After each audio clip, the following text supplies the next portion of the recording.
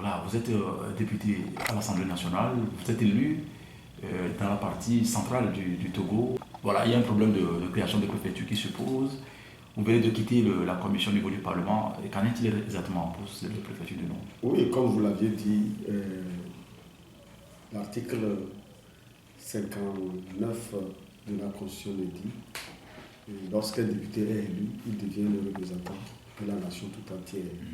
Et sur la base de cela, nous avions fait prévaloir nos arguments, comme l'honorable Dra vient de le dire, à l'Assemblée nationale,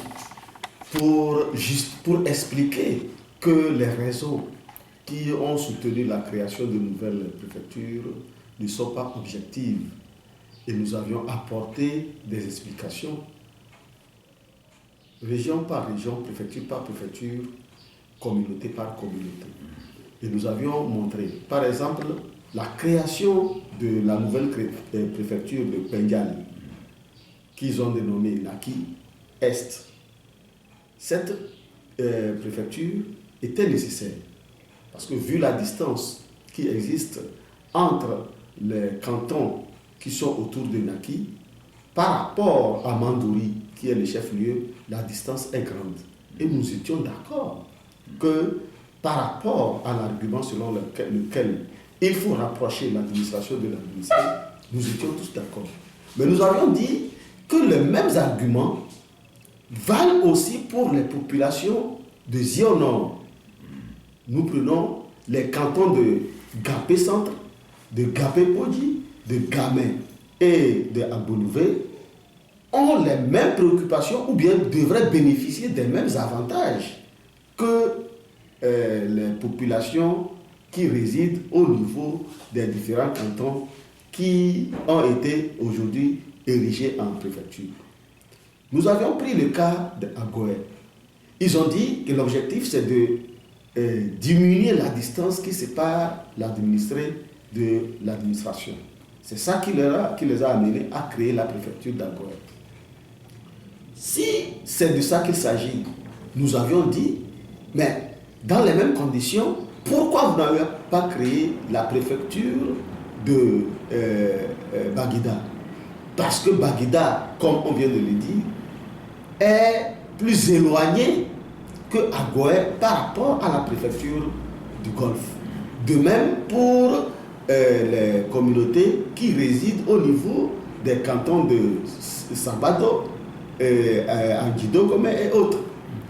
Et ce qui est encore plus grave, c'est qu'en créant la préfecture d'Agoé, qui désormais est isolée de Grand Lomé, on ne nous dit pas que devient Lomé et les autres communautés.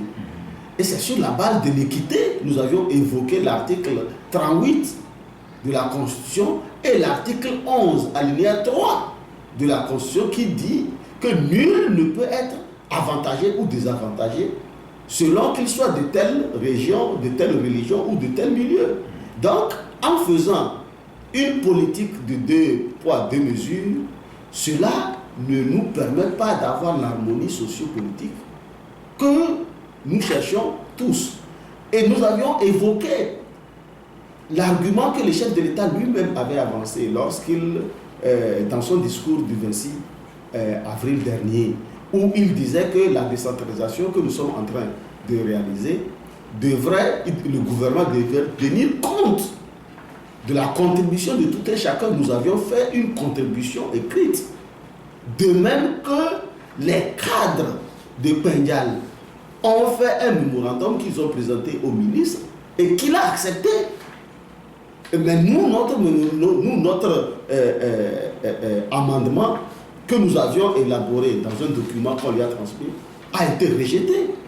Comment peut-on comprendre que lorsque des députés du Nord, Pendial par exemple, présentent un document avec des arguments, ils acceptent, mais nous, on présente des arguments, les mêmes arguments pour les communautés du Sud et ils le rejettent.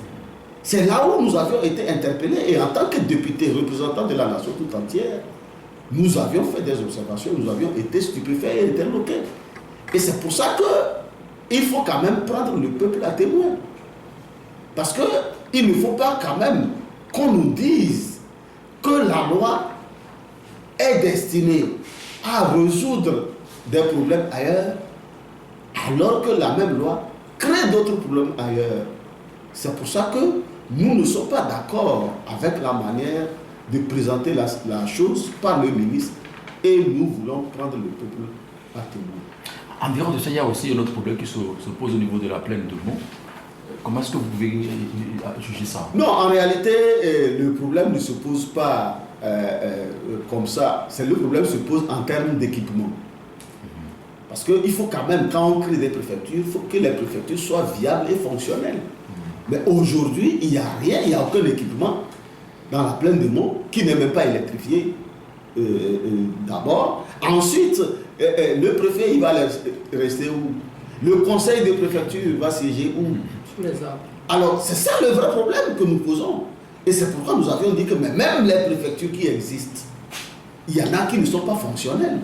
Pourquoi ne pas s'attarder beaucoup plus sur l'existant, améliorer les conditions de travail et même cette histoire de rapprocher les services de l'administration vers les administrés? Nous disons que la décentralisation résout ce problème-là. Si on va aux élections locales, on permet aux populations de choisir leurs propres leaders.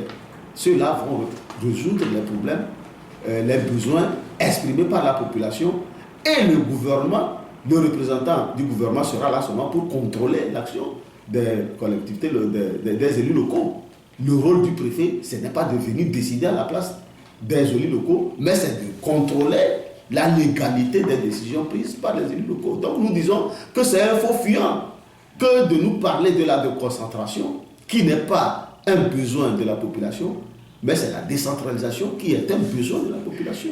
Donc nous disons que le gouvernement a d'autres objectifs. C'est pour ça que nous avions dit au départ que les objectifs qui ont sous-tendu la création de cette préfecture ne sont pas des objectifs équitables, mais c'est pour des raisons électoralistes. Merci, député Ourouakbo. Merci.